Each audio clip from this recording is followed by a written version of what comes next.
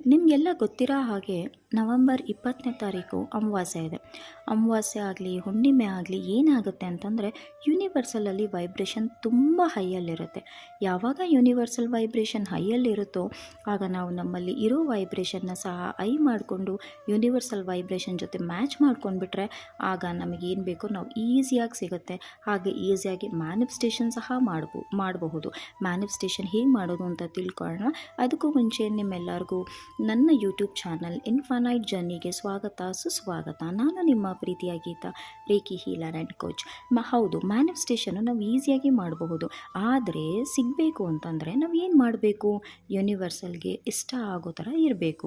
ಯೂನಿವರ್ಸಲ್ಗೆ ಏನು ಇಷ್ಟ, ಹೇಗಿರಬೇಕು ಅಂತಂದರೆ ಯೂನಿವರ್ಸಲ್ಗೆ ಪಾಸಿಟಿವ್ ಮೈಂಡ್ಸೆಟ್ ಆಗಿರೋ ತುಂಬ ಇಷ್ಟ. ನಮ್ಮ ಮನಸ್ಸನ್ನು ಯಾವಾಗಲೂ ಪ್ರಶಾಂತವಾಗಿ ಇಟ್ಕೊಂಡಿರಬೇಕು. ನೋ ಕೋಪ, ನೋ ದುಃಖ, ನೋ ಬೇಜಾರು. ಯಾಕಂದರೆ ಅದೆಲ್ಲ ನೆಗೆಟಿವ್ ಎಮೋಷನ್ಸು. ನಮ್ಮಲ್ಲಿ ಪಾಸಿಟಿವ್ ಎಮೋಷನ್ಸ್ ಇದ್ದಾಗ ನಮ್ಮ ಫ್ರೀಕ್ವೆನ್ಸಿ ಹೈ ಆಗಿರುತ್ತೆ. ಪ್ರತಿ ಅಮಾವಾಸ್ಯೆ ಆಗಿರ್ಬೋದು, ಹುಣ್ಣಿಮೆ ಆಗಿರ್ಬೋದು, ತುಂಬ ವಿಶೇಷತೆ ಹಾಗೆ ಹೈ ವೈಬ್ರೇಷನ್ ಇರುತ್ತೆ. ಫಾರ್ ಎಕ್ಸಾಂಪಲ್, ಯಾರೆಲ್ಲ ಪಾಸಿಟಿವ್ ಆಗಿರ್ತೀರೋ ಅವರಿಗೆಲ್ಲ ಕೆಲವೊಂದು ಎಕ್ಸ್ಪೀರಿಯನ್ಸ್ ಆಗುತ್ತೆ. ಲೈಕ್ ರಿಪಿಟೇಟಿವ್ ನಂಬರ್ಸ್ ಕಾಣೋದು, ಅಂದರೆ ಏಂಜಲ್ಸ್ ನಂಬರ್ಸ್ ಕಾಣಿಸ್ತಾ ಇರುತ್ತೆ, ಬಟರ್ಫ್ಲೈ ಕಾಣಿಸ್ತಾ ಇರುತ್ತೆ, ಫೆದರ್ಸ್ ಕಾಣಿಸ್ತಾ ಇರುತ್ತೆ.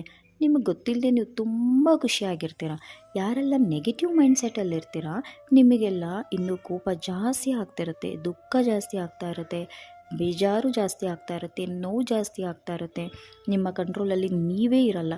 ಕೆಲವ್ರು ಹೇಳ್ತಾರಲ್ಲ, ಅಮಾವಾಸ್ಯೆ ಇದೆ ಅದಕ್ಕೆ ನೀನು ಈಗ ಆಡ್ತಿದ್ಯಾ ಅಂತ. ಅದು ಹುಚ್ಚಲ್ಲ, ಬೇರೆ ಏನೂ ಅಲ್ಲ. ಲೋ ವೈಬ್ರೇಷನಲ್ಲಿದ್ದಾಗ ಆ ವೈಬ್ರೇಷನ್ ಹೈ ಆಗುತ್ತೆ, ಪಾಸಿಟಿವ್ ವೈಬ್ರೇಷನ್ ಇದ್ದಾಗ ಆ ವೈಬ್ರೇಷನ್ ಹೈ ಆಗುತ್ತೆ. ಸೊ ಹಾಗಾಗಿ ಇವತ್ತಿಂದ ನೀವೆಲ್ಲ ಯಾವ ವೈಬ್ರೇಷನಲ್ಲಿ ಇರ್ತೀರಾ ಅಂತ ಯೋಚನೆ ಮಾಡಿ. 20ನೇ ತಾರೀಕು ತನಕ ಯೂನಿವರ್ಸಲಲ್ಲಿ ಹೈ ವೈಬ್ರೇಷನ್ ಇರುತ್ತೆ.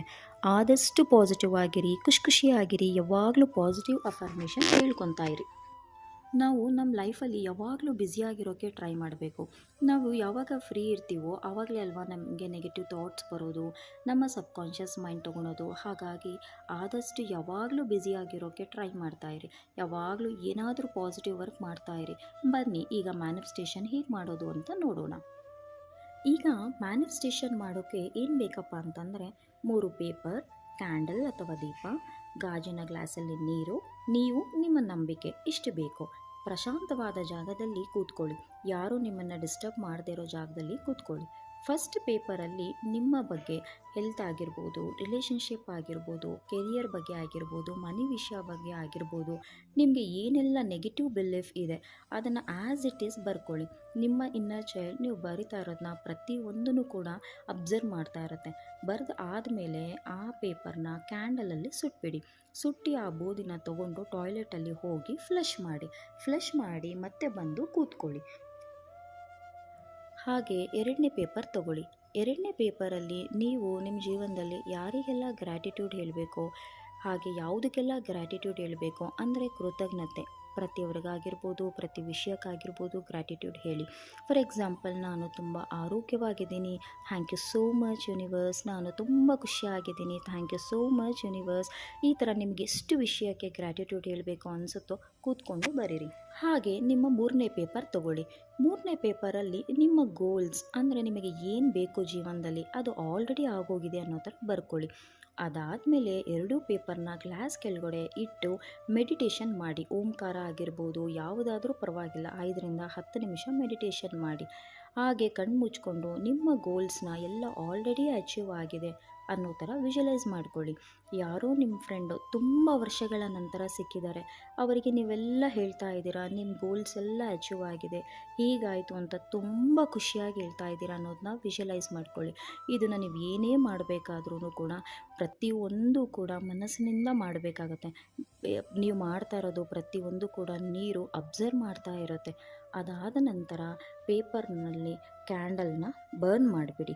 ಬರ್ನ್ ಮಾಡಿದ್ದು ಬೂದಿನ ತೊಗೊಂಡು ಹೊರಗಡೆ ಹೋಗಿ ಆಕಾಶನ ನೋಡ್ತಾ ಆ ಬೂದಿನ ಉಫ್ ಅಂತ ಊದಿ ಯೂನಿವರ್ಸ್ಗೆ ಸರೌಂಡರ್ ಮಾಡಿಬಿಡಿ. ಕ್ಯಾಂಡಲ್ ಅಥವಾ ದೀಪನ ಹಚ್ಚೋದು ಕೂಡ ಒಂದು ಉದ್ದೇಶ ಇದೆ. ಏನಪ್ಪ ಅಂತಂದರೆ ನಾವು ಮೆಡಿಟೇಷನ್ ಮಾಡುವಾಗಾಗಿರ್ಬೋದು, ಮ್ಯಾನಿಫೆಸ್ಟೇಷನ್ ಮಾಡುವಾಗಾಗಿರ್ಬೋದು, ನಮ್ಮ ಮುಂದೆ ಆ ಥರ ಒಂದು ಬೆಂಕಿ ಇದ್ದಾಗ ನಮ್ಮನ್ನು ಹಾಗೂ ನಮ್ಮ ಔರನ್ನು ಕ್ಲೆನ್ಸ್ ಮಾಡುತ್ತೆ. ನಮ್ಮಲ್ಲಿ ನೆಗೆಟಿವ್ ಎನರ್ಜಿ ಕೂಡ ರಿಮೂವ್ ಮಾಡುತ್ತೆ. ಇದಾದಮೇಲೆ ಆ ನೀರನ್ನ ಕೈಯಲ್ಲಿ ಇಟ್ಕೊಂಡು ಯೂನಿವರ್ಸ್ಗೆ ಧನ್ಯವಾದನ ಹೇಳ್ತಾ ಕೊಡದ್ಬಿಡಿ.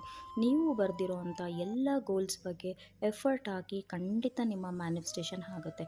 ಪ್ರತಿಯೊಂದು ಕೂಡ ನಿಮ್ಮ ಗೋಲ್ಸ್ನ ಮ್ಯಾನಿಫೆಸ್ಟೇಷನ್ ಮಾಡಿಕೊಂಡು ಖುಷಿಯಾಗಿರಿ ಅಂತ ಹೇಳ್ತಾ ನನ್ನ ಮುಂದಿನ ವಿಡಿಯೋದಲ್ಲಿ ನಿಮಗೆ ಸಿಗ್ತೀನಿ. Thank you so much.